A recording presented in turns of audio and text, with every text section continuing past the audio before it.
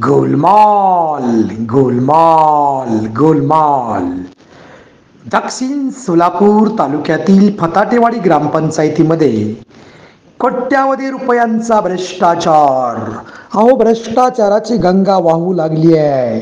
फताटेवाडीचे ग्रामसेवक आणि सरपंच या दोघांमध्ये मिलीभगत. तेरी भी चूप मेरी भी चूप.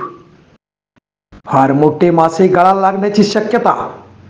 अनेक वेळा निवेदन देऊनही दाखवली केराची टोपली. सामाजिक कार्यकर्ते विनोद चव्हाण करणार आत्मदहन. 30 सप्टेंबर रोजी आत्मदहनाचा दिला इशारा. सरपंच आणि ग्रामसेवक हे अंधाधुंद कारभार करत असून 7.5 कोटी रुपयांचा मिळालेला NTPCचा कर या दोघांनी दाबला असून हा कर कुठे गेला याची चौकशी करण्याची मागणी विनोद चव्हाण यांनी केली आहे. परंतु अनेक मासे गळाला लागण्याची शक्यता असून कुठंतरी पाणी मुरतंय आणि ते पाणी कुठं मुरतंय याचा मोक्ष लागलाच पाहिजे. यासाठी या सामाजिक कार्यकर्त्याने स्वतःचा जीव धोक्यात घातला आहे आणि पत्रकार परिषदेमध्ये कडवा आव्हान दिलं आहे. या फताटेवाडी ग्रामपंचायतीत झालेल्या करोडो भ्रष्टाचाराची चौकशी करण्याची मागणी सुद्धा केली आहे. अनेक ठिकाणी पत्रव्यवहार केला आहे, परंतु समाधानकारक उत्तर न मिळाल्यामुळे 30 सप्टेंबरला आत्मदहनाचा इशारा या पठ्ठ्यानं दिला आहे. यांचं नाव आहे विनोद चव्हाण.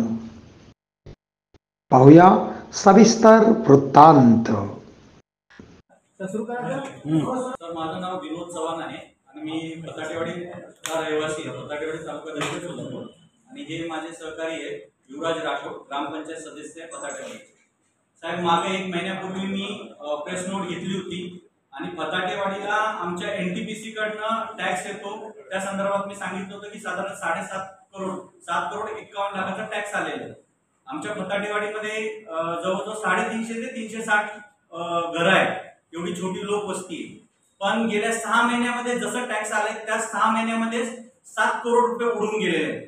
फक्त कागदोपत्री डुप्लिकेट MB वर्क ऑर्डर वगैरे हे केलेलं आहे. टेंडरिंग झालेलं नाहीये, GST भरलेलं नाहीये, अपंग लोकांवर जे 5% आहे त्याप्रमाणे खर्च झालेला नाहीये, मागासवर्गीयवर 15% खर्च केलेला नाहीये. आणि ह्या संदर्भात मी 6 फेब्रुवारी 2024 पासून कंटिन्यू जिल्हा प्रशासन आणि आयुक्त कार्यालयामध्ये अर्ज वगैरे केलेले आहे.